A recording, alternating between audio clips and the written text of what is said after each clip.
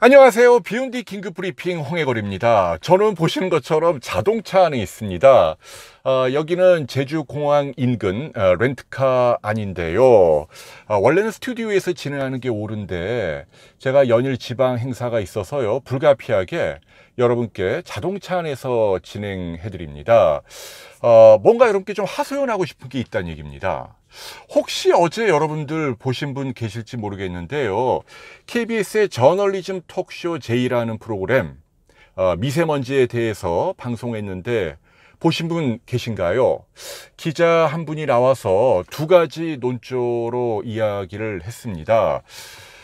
첫째는 우리나라의 대기가 옛날보다 그렇게 나쁘지 않다. 점점 좋아지고 있다. 그런데 우리 언론에서 너무 사람들에게 겁을 주고 있다. 이것은 잘못된 것이다. 라는 이야기를 했고요. 또 하나는 우리나라의 미세먼지가 중국의 영향은 생각보다 많지 않은 것 같다. 오히려 국내 요인이 더 클 수 있다라는 이야기를 들려줬습니다. 일부 저도 공감하는 바가 있어요. 근데 너무 겁주는 방식으로 몰아가는 건 잘못된 일이기도 하고, 또 중국 이외에 우리 내부에서 반성해야 할 점이 있는지 되새겨 보는 것도 옳습니다. 그런데 어제 방송은 조금 지나치게 나간 것 같아요. 홈페이지를 들어가 보니까 이런 제목이 나오더군요. 미세먼지 이제 마음껏 숨 쉬세요 라는 제목으로 짧은 영상들을 소개하고 있더군요. 자, 이런 제목을 KBS에서 우리 국민들에게 말할 수 있는 것인지, 정말 미세먼지를 이제 마음껏 숨 쉴 수 있을까요? 여러분은 그렇게 생각하세요? 자, 옛날보다 좋아진 측면이 있는 건 맞다는 얘기입니다. 왜냐하면은, 검등 같은 건 확실히 덜 묻는 것 같아요, 옷에. 그건 뭐냐면 입자가 좀 거친 탄소화물입니다. 뭐 무연탄을 뗀다라든지 불완전 연소가 된다라든지 이런 것들은 이제 굳이 비유한다면 동네 조폭 수준이에요, 피해가. 근데 지금 제가 얘기하는 건 전문 킬러입니다. 훨씬 더 은밀하고 악랄해진 거예요, 미세먼지는.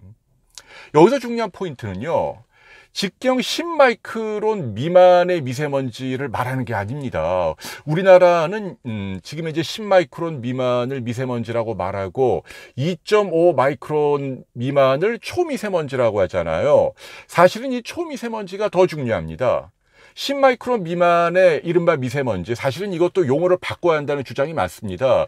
전문가들 사이에서도 그렇고 OECD를 비롯한 선진국에서도 10마이크론 미만은 오히려 부유먼지라고 명칭을 합니다. 미세먼지는 우리가 현재 초미세먼지라고 말을 하고 있는 2.5 마이크론 미만을 미세먼지라고 말하는 거죠. 10마이크론 미만은 예전보다 많이 줄었습니다. 맞아요. 그런데 과연 그러면 2.5 마이크론 미만의 초미세먼지는 줄었느냐? 그렇지 않다는 얘기죠. 오히려 더 늘고 있다라는 얘기를 들려드리는 거예요. 자, 2015년부터라야 환경부에서 공식적으로 2.5 마이크론 미만의 초미세먼지 농도를 전국적으로 잽니다. 이게 가장 믿을 만한 데이터고 옛날 거는 신빙성이 떨어진다는 얘기입니다.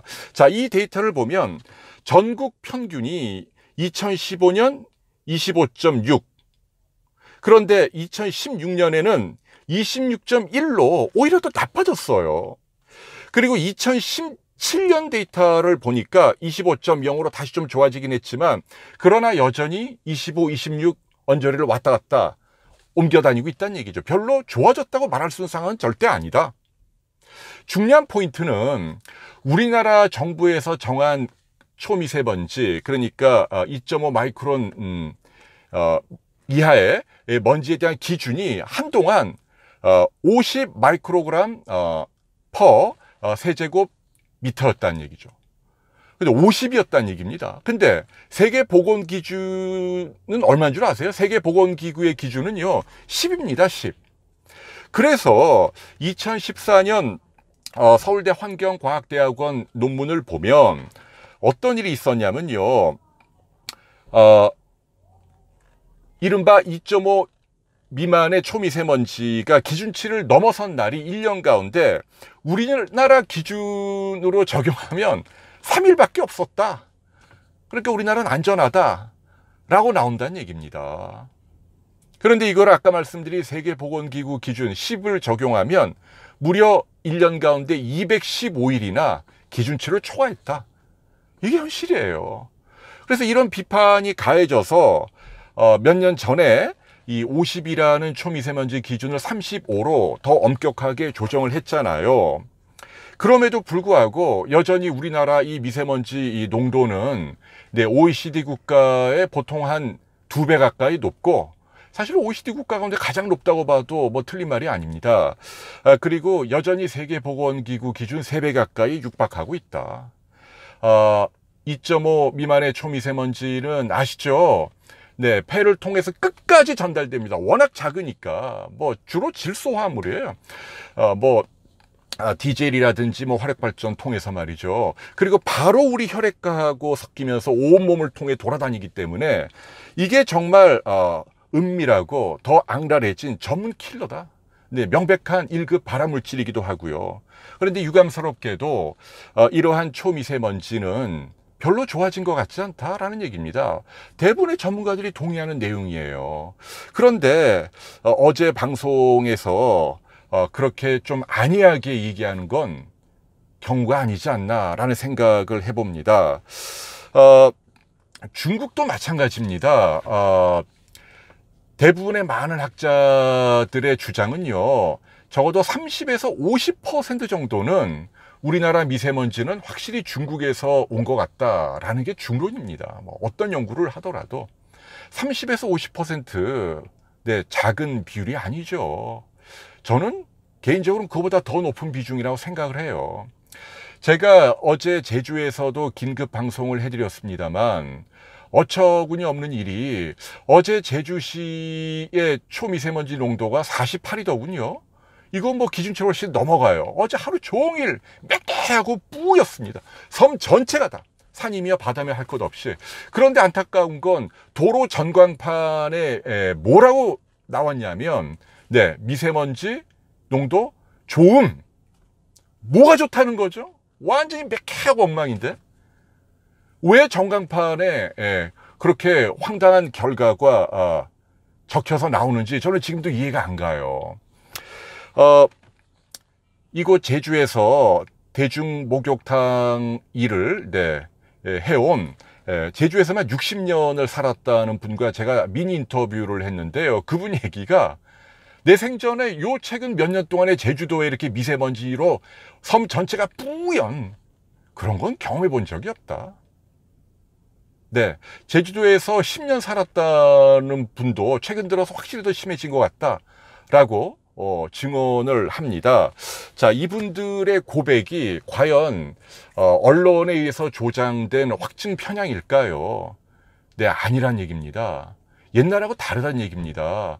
검댕이 줄어든 것만으로 우리나라 대기 오염 문제가 좋아졌다. 이건 제가 보기에는 아닌 것 같아요. 그리고 중국 영향이 대단히 큽니다. 제주도는 완전히 중국 쪽에서 오는 거예요. 오히려 본토는 미세먼지 농도가 훨씬 낮았다는 얘기입니다. 어제 제가 말씀드린 KBS 프로그램 상당히 좋아합니다. 네. 언론의 잘못된 점을 신랄하게 비판을 하고, 특히 어제는 뭐 대기업 재벌 집단의 잘못된 모습을 용기 있게 또 과감하게 지적을 해서 저도 아주 굉장히 속이 시원하더군요. 그래서 그 프로그램 자체는 정말 칭찬해 드리고 싶어요. 그런데 어제 미세먼지와 관련된 부분은 지금 현재 상황에서 너무 조금 안일한 보도였다.